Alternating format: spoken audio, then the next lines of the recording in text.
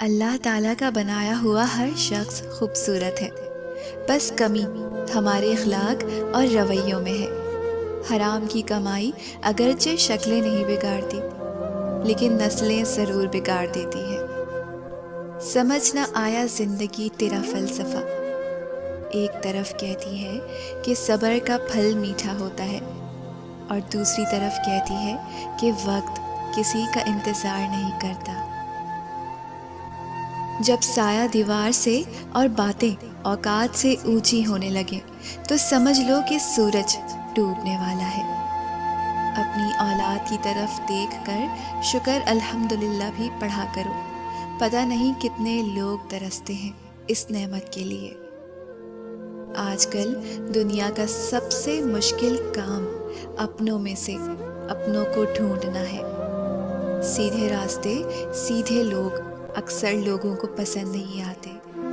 کچے مکان دیکھ کر کسی سے رشتہ مت توڑنا۔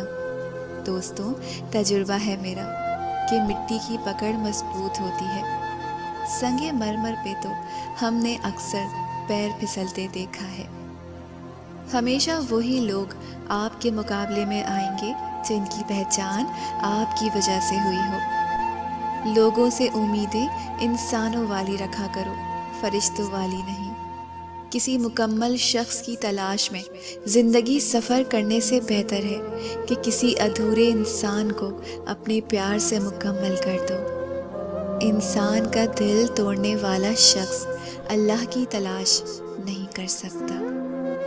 یا اللہ، یا رازق، جس طرح تو رات کو دن اور دن کو رات میں بدل دیتا ہے، اسی طرح ہماری مشکلات کو آسانیوں میں، بیماریوں کو تندرستی میں، نفرتوں کو محبتوں میں اور غم کو خوشی میں بدل دے۔ آمین۔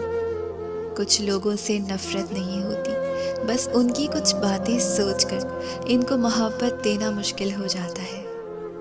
ہر انسان دل کا برا اور بے وفا نہیں ہوتا، بجھ جاتا ہے دیا تیل کی کمی سے۔ ہر بار قصور ہوا کا نہیں ہوتا۔ جو برداشت کرنے کا فن جانتا ہو، وہ شخص زندگی کی کوئی جنگ ہار نہیں سکتا۔ انسانیت بہت بڑا خزانہ ہے، اسے لباس میں نہیں انسان میں تلاش کرو۔